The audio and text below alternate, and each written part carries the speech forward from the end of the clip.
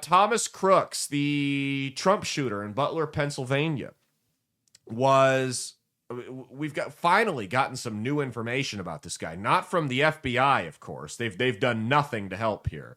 Reporters, Tucker Carlson and a couple of others have gone out and they found some new information on this guy's social media footprint. If you'll remember, when he shot Trump, the FBI's and Secret Service, their initial story was that this kid just wasn't on social media.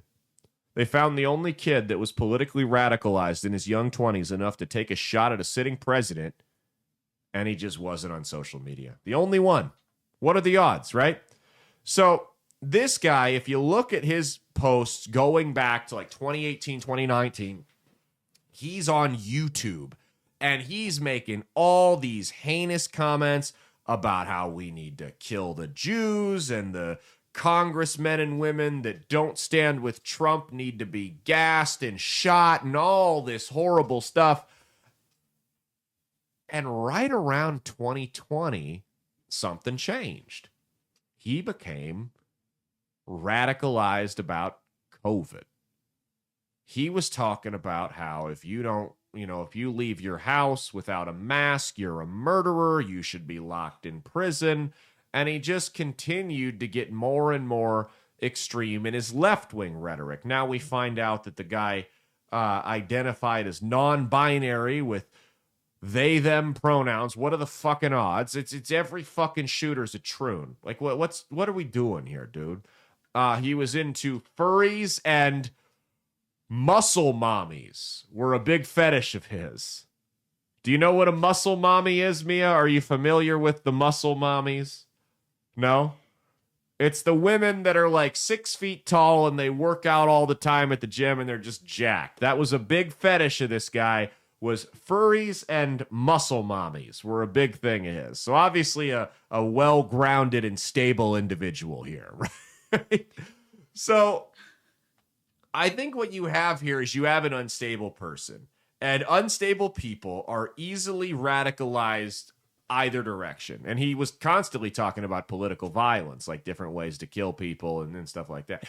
But people that are unstable can be easily radicalized to either direction. That's why you will often see a lot when we see these politically motivated shootings, there'll be a lot of confusion because you'll see that the guy was really hard one direction in his old social media posts. And then we find new ones where he's like big into transgender stuff. And it's like totally opposite. He did a 180.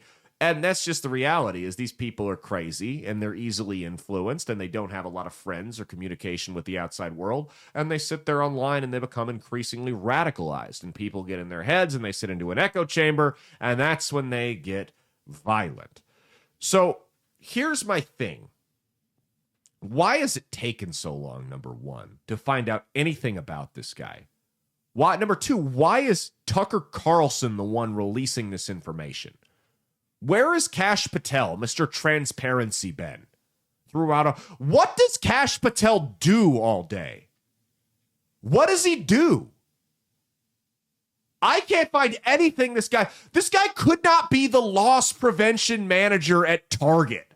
He would fail. There's no doubt in my mind that if you put Kash Patel in charge of loss prevention at Target, and there was a spree of shopliftings, he would not be able to get to the bottom of it. He would not be able to stop it. It would happen under his nose, and it would probably get worse. They don't know what the fuck they're doing. They really don't. So this is the most insane story. Kash Patel's girlfriend is a country music singer that no one's ever heard of. She's got like 10,000 plays on Spotify. And some conspiracy is going around on the internet about her being a Mossad agent that's compromised Kash Patel. I don't know. I doubt it's true. But it's something to do with Epstein or something like that. And a podcaster named Elijah Schaefer retweeted a picture. He didn't tweet it himself. It wasn't even words. He retweeted a picture of this woman. And she sends Elijah Schaefer a cease and desist letter and a threat of a lawsuit if he as much as mentions her name in public again. Mind you, she's a public figure. She's a country music singer. That's part of what happens when we do the public, believe me, I've had people say things about me. And I've been on the phone with a lawyer saying I want to financially wreck this fucking asshole. And I can't do it because that's what happens when you're a public figure. I don't think sharing a picture of someone that somebody else tweeted is enough to qualify for a lawsuit. So, Kash Patel, I can tell you, when I asked what does he do all day, it was a rhetorical question because this is what he does all day. Kash Patel has now assigned a security detail to his girlfriend to go on tour with her. On the taxpayer dime, millions of dollars, an FBI security detail to follow this woman around.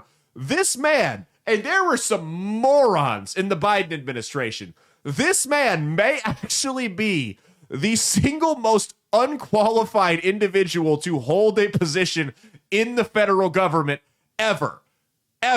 And that includes when you go to the VA, the sassy black lady that's eating in front of you and texting on her phone while you're trying to get service. She's more qualified to hold her job than Kash Patel is. Are you looking up his girlfriend?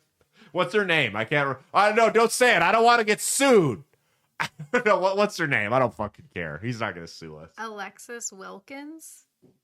I've never heard of her. I don't. There's a couple country artists I like, but I'm not into it like that. I couldn't tell you. What are we doing here? She's 27. How old is he? He's gotta be in his 40s, right? He's 45. Oh my God. Hey, you know what? Players, shoot or shoot, okay?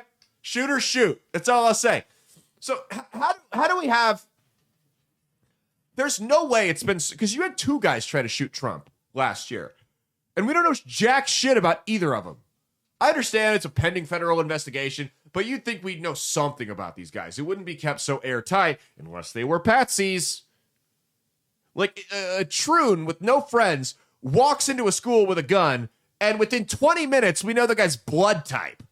We have two different people crack off rounds at the president of the United States, and we don't know anything about them. We don't know their motivation. We don't know anything. We do know, and we did a whole report on it after the shooting happened, the metadata from Crooks and some other unknown individual that went to the FBI's headquarters right up the street from his house every single day for years showed those two in constant communication, showed that phone constantly making stops at Crooks' house, showed that phone going to a gun range with Thomas Crooks. Now, the FBI has acknowledged that the gun range footage of Crooks shooting exists, but said they're not going to release it to the public. Who was he training with? Was he with himself? Where did he get his gun? That's another thing I said. You know, it's crazy. You hear about these shooters. As we all know, USAID was basically the money laundering arm of the CIA. You hear about these shooters that they're 19 years old with no job, and they've got a $3,000 rifle and, $2,000 worth of body armor and all this crazy gear. I mean, their whole loadout kit's like $8,000, but they've got no job. Where the hell do they buy it from? Then USAID goes away, and what do we have? We've got the Charlie Kirk shooter who got Charlie with the deer rifle, and then we've got the ICE shooter who had his grandpa's old, World War II rifle. It's all old milsurp shit. Kind of makes you wonder. Some budget cuts caused that? Who knows? Just asking questions. We also know that on the day of the shooting, Thomas Crooks flew a drone prospecting the area of where Trump would be and where he could set up for 11 minutes.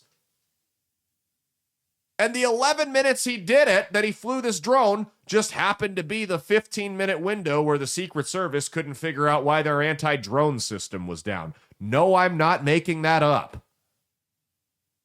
We know that the American Glass Research Building, where Crooks set up from, where the Secret Service said it was just too much of a slope for them to set up on that roof, even though there were roofs all over the area that had far, far, far more of a slope, and they had no problem getting on that, was the only building in the entire area where Trump was giving a speech that didn't have an active surveillance system. It had cameras set up that didn't work, but it wasn't working. How would he know that?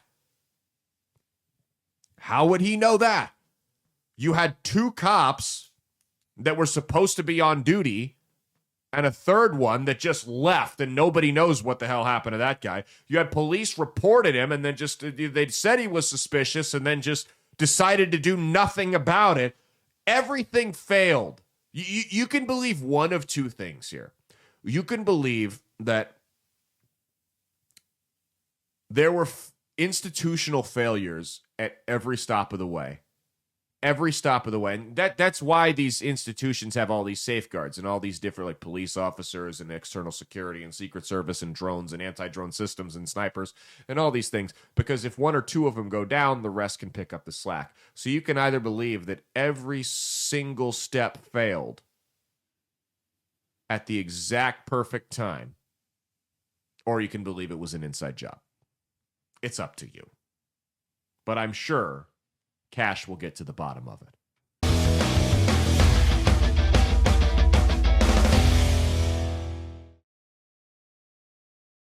Hey, thanks for watching. If you liked what you saw, be sure to click the link in the description to get the full episode on Rumble. If you prefer to listen along, you could actually get us on Spotify, Spreaker, and iHeartRadio. You can also go to www.outlawstreamers.com to learn more about not just my show, but tons of other great shows and all the exciting projects they have coming up. Follow my socials at Caleb Isn't Funny on Twitter and Instagram, at Caleb Salvatore Comedy on the Chinese Spy app that is TikTok, and be sure to like and subscribe to this YouTube channel. Thanks, and we'll see you every Saturday for brand new episodes of That's Based. Peace.